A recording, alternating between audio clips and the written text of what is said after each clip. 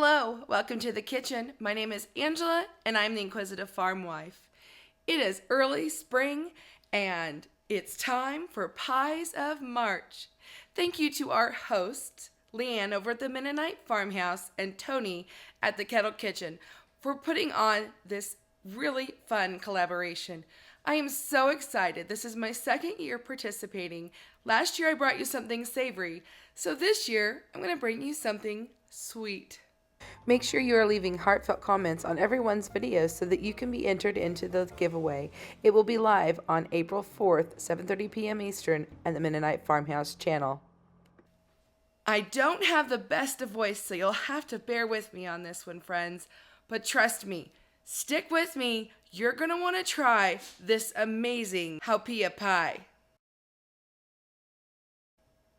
It's a traditional Hawaiian recipe, so I reached out to my new friend Tiffany over at Hawiian Homestead, and she helped me with pronunciation and found me a little bit more of a traditional recipe to follow. I'll try my best to remember to put a link for inspiration, but you know me, I never follow things exact. Let's get started. Today we need a fully cooked pie crust to start with. Learn more about blind baking in a future video. I'm going to need twice of all the ingredients we're using right now. So you need 2 of your 13.5-ounce cans of coconut milk. This is just regular coconut milk, okay? And then you're going to need sugar, cornstarch, and water. I'm going to take my coconut milk, which I tried to shake the best I could. I'm going to bring this and I'm going to let it steam, but not get bubbly. So I'm going to take this over to the stove. While that starts to warm up, we're going to make our slurry. It's 3 tablespoons of sugar, cornstarch, and then 1/4 a cup of water. I am going to go ahead and put this in a bigger bowl just to make it a little easier for me to mix.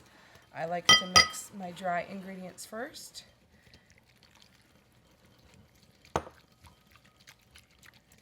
And what this is it's basically going to thicken our milk for us. We're starting to get a few bubbles around here. That means we're getting close to simmering. We don't want that. So next we're going to add our slurry. We're going to add all that in here. We're going to take our whisk and we're going to whisk this, and it's going to begin to thicken. You can just see it was pretty instant how it thickened. And to me, I'm going to take this off the heat. The next thing we need is 4 ounces I've weighed out of chocolate.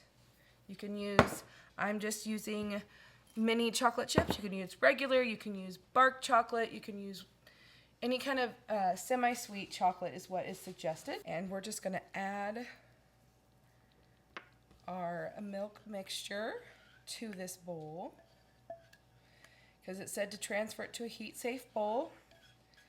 So I'm assuming there's a reason why we can't just add the chocolate in there. I'm going to follow the directions. You can see how well it has thickened. And now I'm just going to mix this until our chocolate is melted. I thought a nice clear bowl would make it easy to see that we're actually getting it all mixed together well. I'm so excited about this.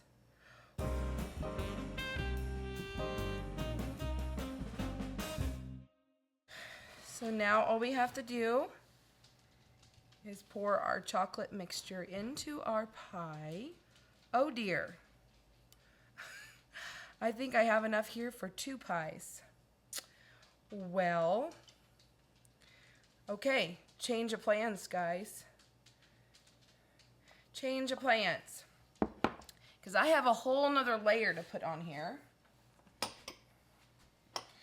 We will just make some pudding cups with our extra. I can tell this was way too much. So I am going to fill our pudding cups about half full, because this is a double layer pie. I knew that we could not put all that pudding in there. So now we're going to put this in the refrigerator for a bit to kind of firm up a little bit more, along with our pudding cups. Now, because we're making a coconut themed pie, I've got just a little bit of coconut left here, and I'm going to toast it in the oven. I'm going to let it go ahead and get down to about 300 degrees because I don't want it to over toast. And I'll cook it for about 5 minutes, stir it, flip it over, and another 5 minutes, and it should be done. So excited, our toasted coconut came out beautifully. Okay, so now we're going to make the second layer of the haupia, and it's the same thing as before, where I've got my coconut milk that I'm going to go put on the stove top to steam, and then we'll mix our sugar, which I had contemplated using a coconut sugar, but my friend Tiffany told me that that's not something that is regularly used in Hawaii, so I wanted to try to get as close to tradition as I could. So we've got our cornstarch and our sugar and our water, and I'm going to take this to the stove and we'll do the same thing, and I'll bring you back when it's time to add that layer to the pie. So we have it made, and I just want to kind of carefully spoon this because it is hot and I don't want it to, there we go. Spoon this into our pie crust. Put at least a small layer on each of these. I decided we're gonna have a top thin layer of the chocolate layer on top. So I want a nice full pie. So evidently I was just a little off on my pie size. It said it needed a 9-inch. Well, I'm guessing more like a 10-inch. This must be, maybe this is an 8-inch pie shell. I don't know. But anyway, you know me. In my kitchen, we just kind of go with the flow on these things. And I tend to go rogue pretty often. This will just make a pretty layer before we put on our whipped cream. So it's going to be as traditional as I can be in my kitchen.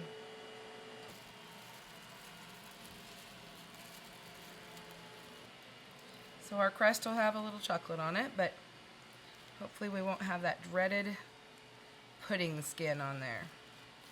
I'm super excited to give this a try, but we have to wait until tomorrow. I'll see you then, friends. It's the next day. I have showered and I am ready to finish this pie. I want to go ahead and make some whipped topping from coconut milk, if we can. Let's experiment. I've got my bowl and my whisk attachment in the freezer and in the fridge overnight. We have had our pie along with a can of coconut milk that doesn't seem to shake. So I think it's gonna be good and thick, and I think it's gonna work out great. Let's find out. Here we have it, a very chilled bowl. Chilled whisk.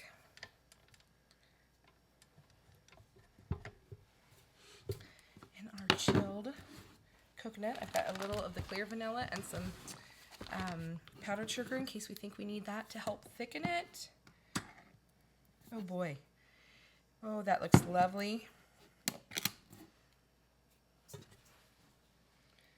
I wasn't sure what to expect.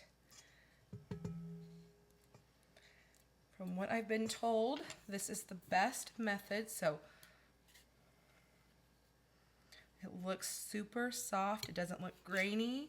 Oh, friends, this just might work. Look, there was no liquid in there at all. From what I understand, that is the best kind for whipping. I've also understand that we have to be patient, that it could take like maybe up to 4 or 5 minutes. You guys, I think within a matter of a minute or two, we have reached the soft peak stage. Yes, we have. So now I'm gonna go ahead and put in just a splash of the clear vanilla. Ooh, maybe that was a little too much. Good thing we're going to add the powdered sugar here, because I do think that that liquid will mess with that a bit. I'm going to put about a quarter to a half a cup. I think that'll be plenty. And I'm going to let that incorporate. Okay, so I'm not getting a stiff peak. I think I'm going to end up overworking it. So I'm going to transfer it over to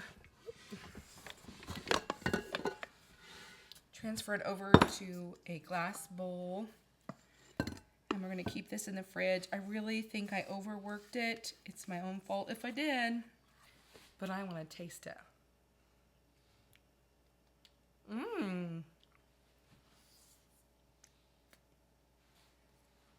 That's really good. I've never had coconut whip topping before. It's finally time to decorate that pie. You can see that I've got this little gadget just to try to make it a little bit fancier. You can spread it on, you can use a bag, however you want. I decided that it might be fun to put some of those mini chocolate chips in there in addition to the coconut, and here it is, our pie.